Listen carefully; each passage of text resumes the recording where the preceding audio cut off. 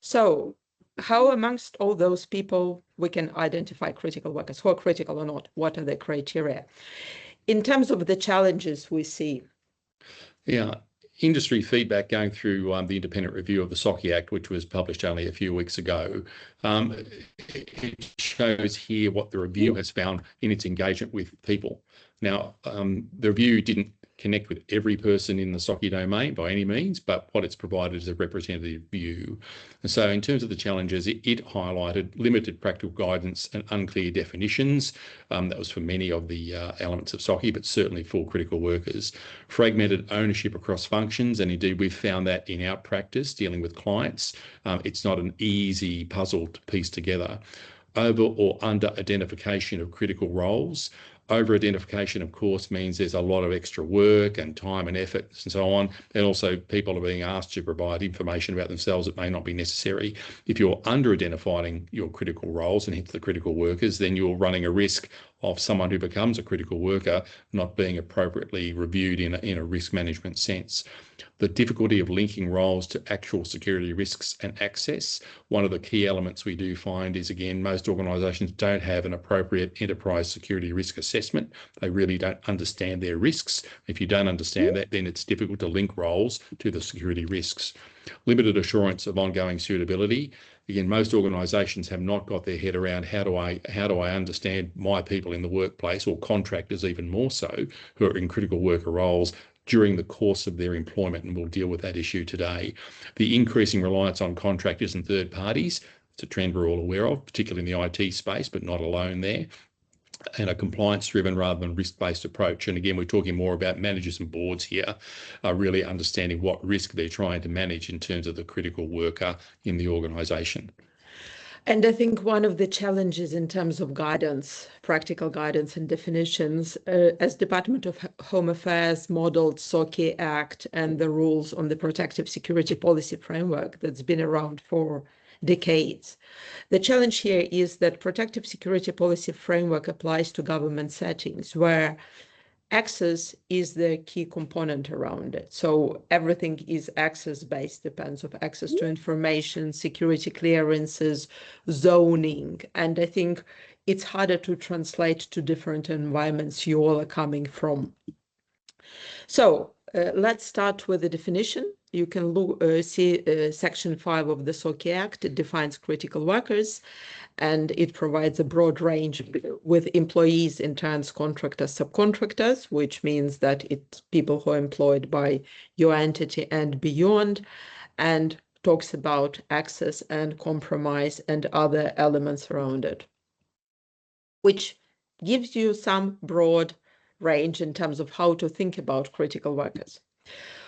One of the things for the purposes of this workshop to draw your attention, what's really important. Firstly, when we talk about critical workers, we of course talk about critical roles, because people come and go, roles are designated, roles stay. And when you look at it from the perspective of managing roles, assessing risks attached to the roles, it's a different dynamics. Second part is access. Access is just one of the indicators with critical workers and critical roles. You can think about it access and or versus ability to impact directly or indirectly. So with access, it's clear, it's access to systems, data, information, etc.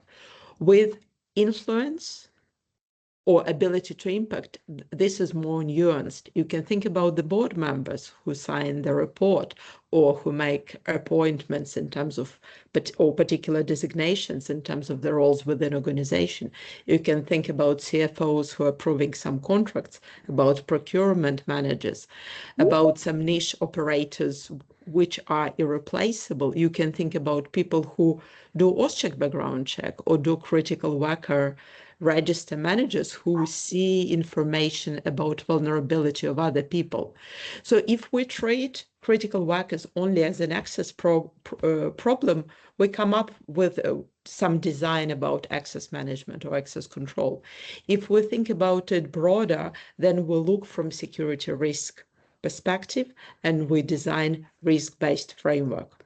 I suppose the model I'd say, if you're only treating your critical workers in terms of access, think of a perimeter fence, right? It does a job in mitigating a pretty clear threat, but there's lots of other things that may be different types of threats that fence is actually not appropriate for. So I really think the idea of access alone is a little dangerous, even when you're considering critical workers. It's more complex than that.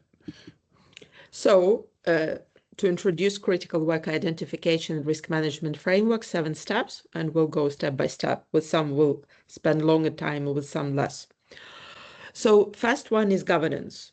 Governance prevents the process from drifting into inconsistency or confusion. It allows for clarity in terms of who owns the framework, who is an accountable owner, who holds decision rights, who holds review rights, etc. So thinking about governance, very quick snapshot of SOCI Act and rules, obligations around the critical workers. Firstly, you need to have a CRMP, and in CRMP there is a link to having regard to the matters in the rules.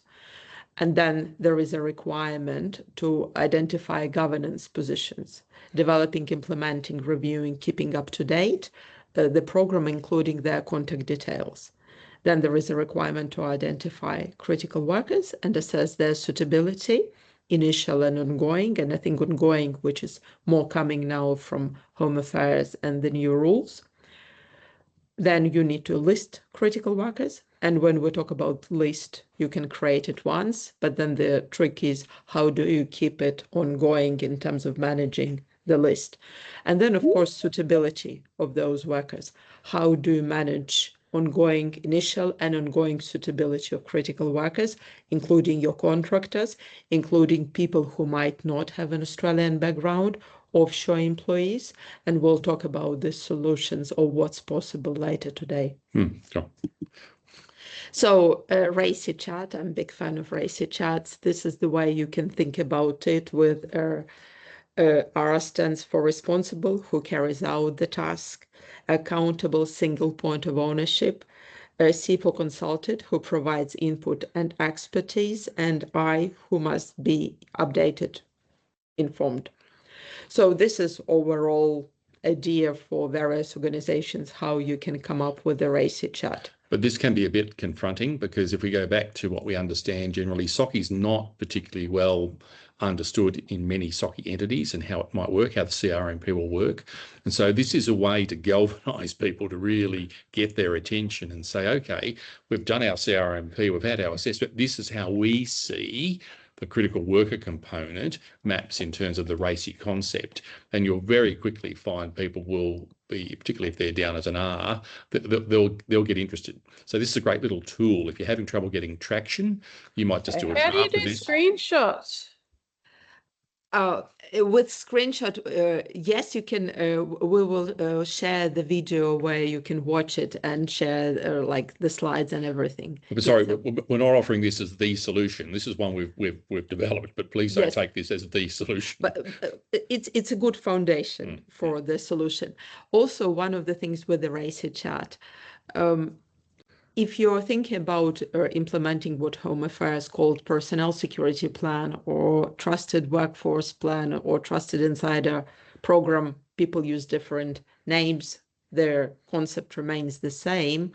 Think about RACI chart linked to that because they're related.